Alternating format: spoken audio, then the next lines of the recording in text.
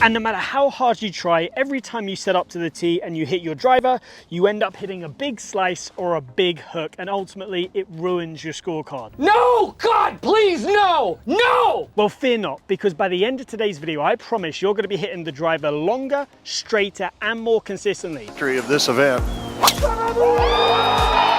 So much so that you can hit what feels like the narrowest fairway in the world. So you've joined me here on the driving range. So now let's talk about the move that is killing your driver and holding you back. This move is a poor backswing pivot. Now I see golfers do a whole heap of different things. The first one being a collapse onto the lead side. The second one is a big reverse pivot. Third one, getting too stuck behind the ball so you're swaying off way too much.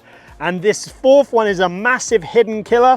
It's when your knees drop down, you lose too much height. The only thing you can do is then ricochet up. Now, if I see any four of these issues, I know I have to change it straight away. And the reason for this is because they set off negative chain reactions. Often those chain reactions come in the form of early extension, casting, and ultimately just trying to get out of the way of the ground. Or you'll see golfers swing over the top excessively or get stuck under excessively. So if that's not what to do, then what are we supposed to do? So the first thing I'm going to do is set up to the golf ball. I want to draw 2 lines down my hips. Now from here, we're going to focus on the hips first. We will see a little pressure shift to start the swing. This is key for a good takeaway and momentum.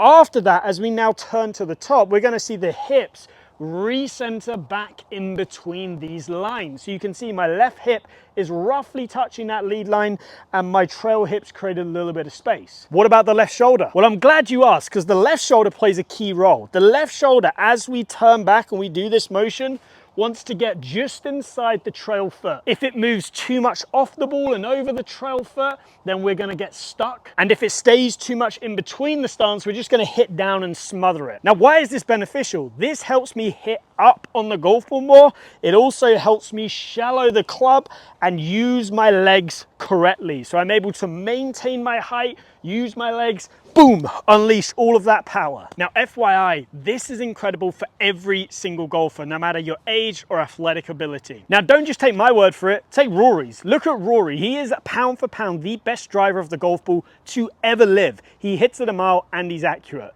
Now, you can see Rory here, he maintains that height in the backswing. He gets behind the ball, and you can see those checkpoints that I said, he ticks those boxes perfectly. So if Rory's doing it, we all need to do it. This is also only part 1. Part 2 is where I talk about sequencing your body. I'm not sure if I'm going to make it yet, so drop a comment down below if you want part 2 to help you sequence your transition and downswing to help you hit the driver better. Now, we are going to go through a 3-step process that's going to help you fix this for good.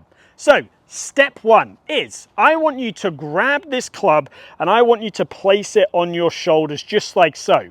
Now, the key thing I want you to do is point the butt end of the grip down towards the target.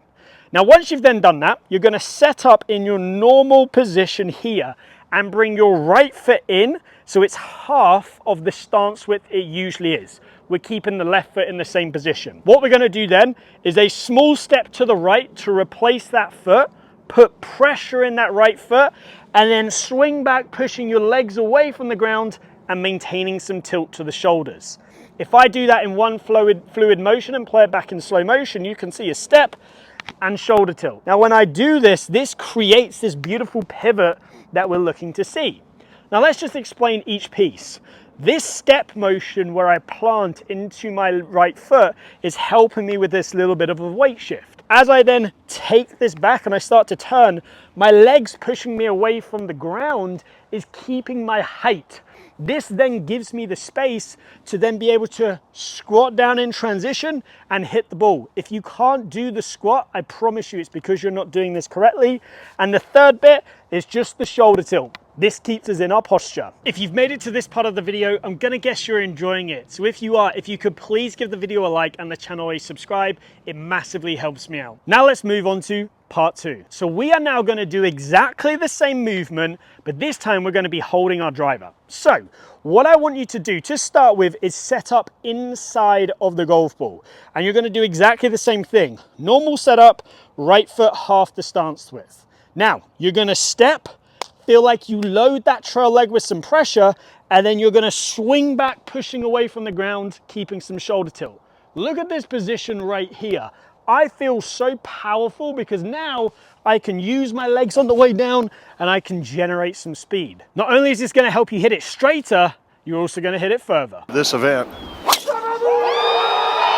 And that's where he's headed, just a little bit right of it, but this ball appears. So let me now show you this in one fluid motion. Set up inside of the ball, half the stance width, step, swing back, pause. You can see the step, I plant that foot, I then take it back nice and high, nice and wide, creating some great positions. Now let's do it in one full motion. Step, swing back, and swing through. Now as you look at that in slow motion, you can see the athleticism, the step, the maintaining the height, the using of the legs in the downswing and all the way through. This is a natural movement that is going to be phenomenal for you. Oh, and by the way, don't just take my word for it. This is used by the best players in the world and they're working on it. They'll do step drills just like this. So let me show you what that looks like. So I'm going to set up normally. I'm going to pick a target down there. Half stance width, step, swing back, and hit. Now as we play that back in slow motion, you can see how dynamic this is. That step is providing the weight shift. I'm then pushing myself away from the ground whilst maintaining my tilts. So it's all well and good doing this as a step variation, but we've got to be able to transfer it to our normal swing. Well, luckily, I've got the perfect solution. So what we're gonna do is substitute the step feeling for a push feeling. So what I want you to imagine is underneath your right foot at address is a gas pedal.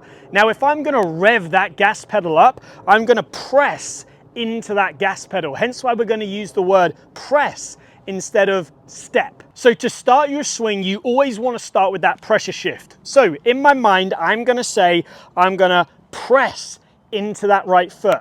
Get more specific, I'm pressing right into the ball of my right foot. Not the heel, not the toes, the ball of my right foot. I'm gonna press, rev the gas, and then I'm gonna take it back with that explosive feeling like I'm getting nice and high and nice and wide at the top. Rather than a step, it's a press. So let's rev this gas up and let's see what happens.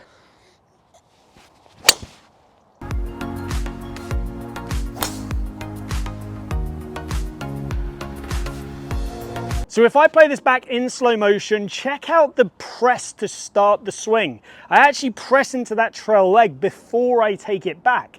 And that's the key. We need to move our pressure first before we take the club back, because from there, I can then use that pressure in my right leg to push myself away from the ground. So give that a try. And by the way, if you want me to check you're doing this correctly, message me on the Skillist app. The link is in the description and I'll have a look for you. Thanks for watching, and I hope to see you soon.